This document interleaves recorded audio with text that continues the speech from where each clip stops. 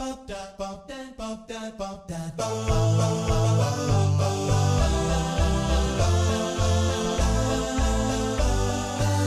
Pitch by Iska Sak. Hello everyone, I'm Guan Yu, a PhD student based in Sheffield, a podcast volunteer at SCASAC, and a member of the UK Speech 2023 local committee. This year, we received 104 submissions from 32 affiliations. Apart from the big speech research groups in Cambridge, Edinburgh, and Sheffield, there are also many other research groups of various sizes. What does it like to conduct speech research without a big team? How to connect with a wider research community? Today, we have Jennifer and Beatrice from the University of Southampton, one academic staff and one student. Let's have a chat and hear what they say. Hello, welcome to UK Speech 2023. Is it your first time visiting Sheffield? Yes, first time at Sheffield. Yeah, same for me, first time. How do you find it? It was really pretty. Yeah, Sheffield is as best weather recently. Building already stunning. This building is massive. Yeah, this is newly opened building. It's called The Wave. I quite like this new place as well. So, in a few words, could you introduce yourself and tell us what your research is about? Yeah, so my name is Jennifer Williams, and I'm an assistant professor at the University of Southampton. And I work generally in the area of audio AI, which has different application areas. So I work a lot in privacy and security, voice anonymization, and looking at trust with various applications to like the medical domain and smart buildings as examples. Thank you, Jennifer. What about you, P? So my name's Beatrice Pakenham-Walsh, and I'm a fourth year student undergraduate studying biomedical electronic engineering. And I've presented a poster on how you can use audio analysis techniques to detect pain. Thank you very much for your introduction. So, do you expect to encounter lots of new ideas here? Yeah, absolutely. Yeah. What kinds of ideas? So I think speech in the medical domain is less familiar for me. So I saw a few great posters on using speech to diagnose or analyze different medical conditions. I thought that was interesting. Yes. So always nice to have something new to explore. Yeah. What about you, B? Yeah, so this is my first conference, so I'm learning quite a lot about how conferences work. Also learned a bit about Irish dialect, which I had not a clue on, so that was interesting. Cool. So what is your experience of doing speech research like at your university, Southampton? So speech research at Southampton is very interdisciplinary, and the problems that we look at usually involve people from law, medicine, psychology, different fields like robotics, and we take a really holistic approach to it. Nice to know. So interdisciplinary work, does it require a lot of collaboration? Yes, a lot of collaboration, agreeing on different things, like the way the research should take shape, how to approach it, and how you to talk about it sometimes. So when people from different disciplinary work together, they may see things from very different perspectives, and they may not necessarily understand each other. Do you find it a problem, a challenge? It can be challenging, but I don't find it to be a problem. I think it's a great growth experience. So like one example is sometimes I talk about voice ownership. And from a legal perspective, there's no such thing as owning a voice because it's a part of a person's personality. So that's something I've learned. So we change the way we talk about it sometimes. So it can be very helpful and enlightening. Yeah, so differences can be seen as inspirations rather than challenges. Nice to know. What about you, P? Well, what is your experience like as a student? Yeah, so obviously very new to the area of research. I've done a few projects with different members of academic staff on audio, but I have had more experience with Jennifer and being introduced to her research group and stuff, so that's been quite nice to get to know like an interdisciplinary team, which has been quite helpful.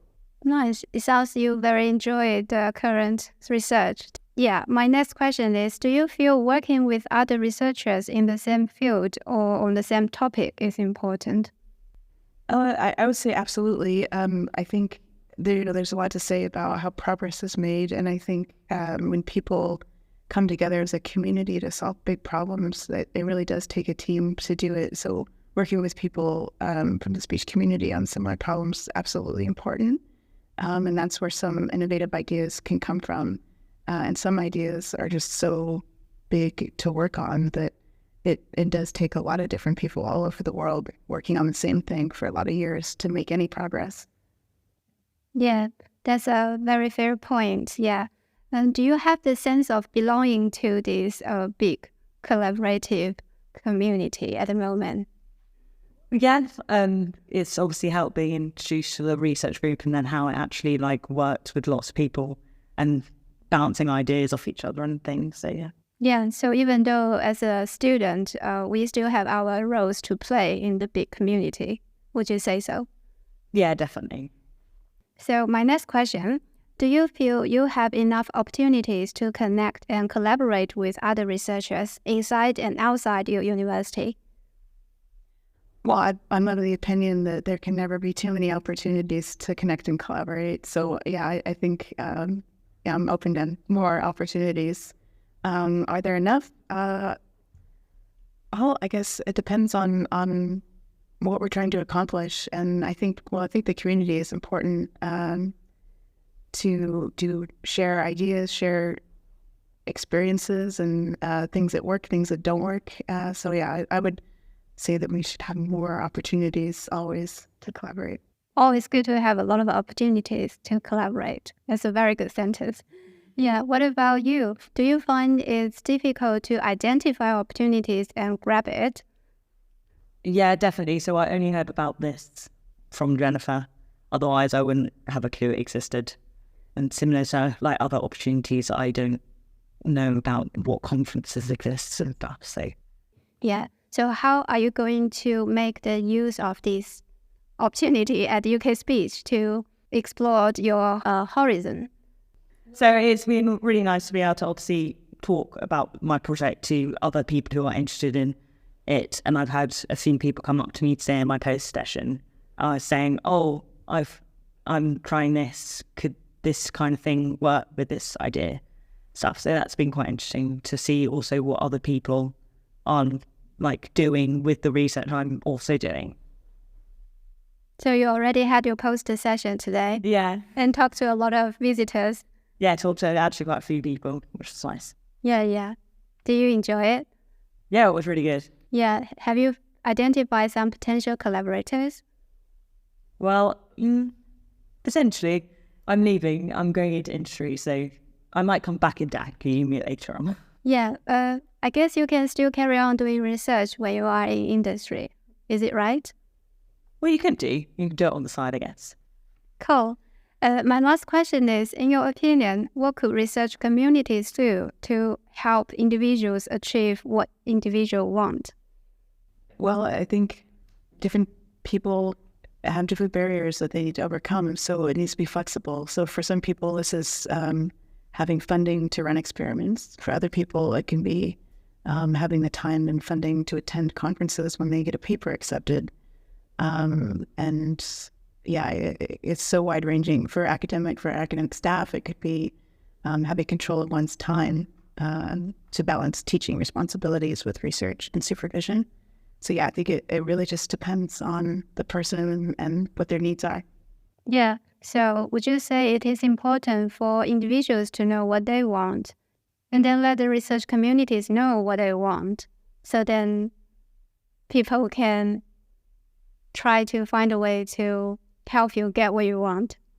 Yes, absolutely. But I think figuring out what you want is really difficult. But yeah, if people know what they want and they have a space where they can bring those needs to the community and say, I need this, I want that, and those needs can be met, I think that would be a really great feedback loop. Cool. Yeah. Do you have anything to add? I think these like kind of events when like undergraduates are being accepted as well is really helpful because it like helps with confidence, networking at a smaller like event. So then you can build up courage and stuff to go on to potentially like more larger scale events and like international conferences and stuff.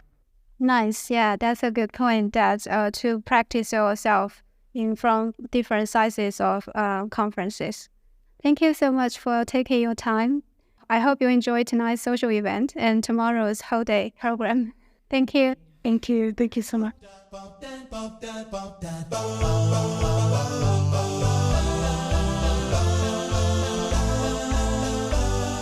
Speech Pitch by Iska Sak.